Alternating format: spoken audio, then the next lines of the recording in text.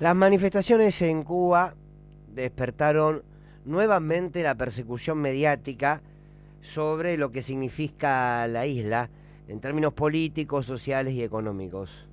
Otra vez abrió una discusión acerca de cuál es la realidad de Cuba, de un pueblo que no tiene libertad, y los speech de siempre, ¿no? Con los que la derecha ha estigmatizado y estigmatiza a todo aquello que no responde a sus intereses.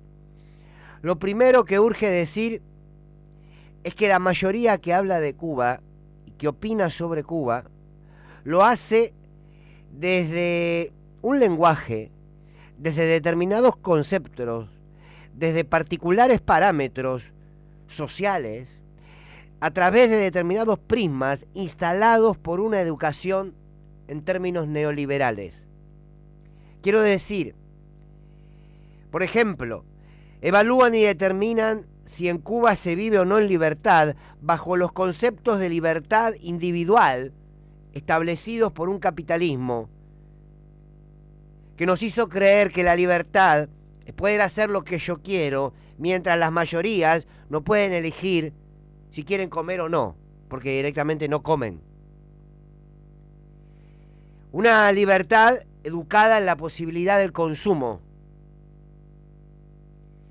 Ahora, si vos mirás Cuba desde este lugar, bajo estos conceptos, el problema no es Cuba, el problema es tuyo. Se repite como un mantra que en Cuba se la está pasando mal, que hay hambre, que en Cuba se vive en la permanente miseria, pero pocos se preguntan por qué. ¿Cuáles son los motivos por los cuales en la isla se vive en esas condiciones? Me pregunto si hay régimen más autoritario que aquel que impone un bloqueo que ya lleva 60 años. Me pregunto entonces, ¿quién reduce las libertades en Cuba?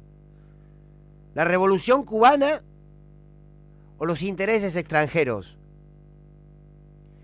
¿Un pueblo que resiste con lo que tiene de la mano de enormes convicciones, o un país extranjero que impone sus intereses, su verdad y sus parámetros, y que de no aceptarlos te asfixia, te acusa, te persigue y te hace una guerra no convencional durante 60 años, porque el bloqueo a Cuba es una guerra no convencional? Ahora, si vos crees que el autoritarismo está en el oprimido y no en quien oprime, el problema no es de Cuba, el problema es tuyo. Es imposible entender lo que sucede en Cuba si no entendemos el proceso revolucionario en términos culturales, sociales y políticos. No podemos entender lo que pasa en Cuba si lo analizamos a Cuba como un victimario y no como una víctima de políticas extranjeras.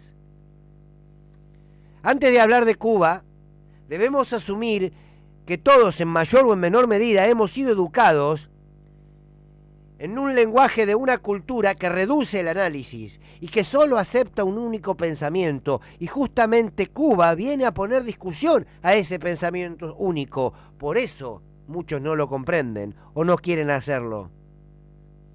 El mundo neoliberal ha constituido al poder hegemónico en el mundo de lo educativo, en el mundo de lo económico, en el mundo de la religiosidad. Un poder hegemónico. Cuba es precisamente la contrahegemonía. Entonces hay que pensarla desde allí, hay que reflexionarla y analizarla desde allí. A muchos Cuba les queda enorme, porque enorme les queda el sentir de la revolución, porque esos mismos creen que las revoluciones son cuestiones de historieta, o que la revolución se ajusta a las nuevas aplicaciones de un celular.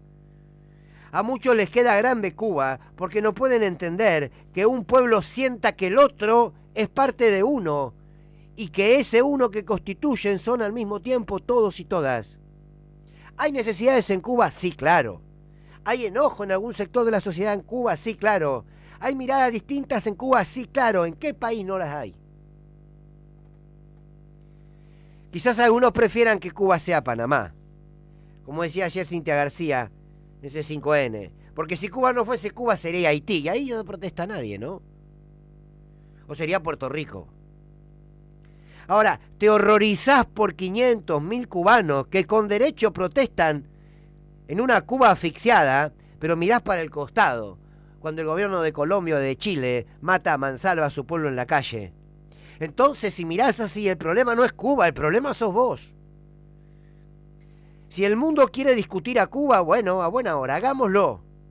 Pero antes de sentarse a la mesa a discutir a Cuba, antes de encender los micrófonos o las cámaras, o sentarse frente a una computadora a escribir líneas sobre Cuba, levanten el bloqueo. Antes de criticar a Cuba, exijan libertad de verdad. Y antes de criticar a Cuba, tengan un cuarto de la dignidad que ha tenido y que tiene ese pueblo ya hace 60 años.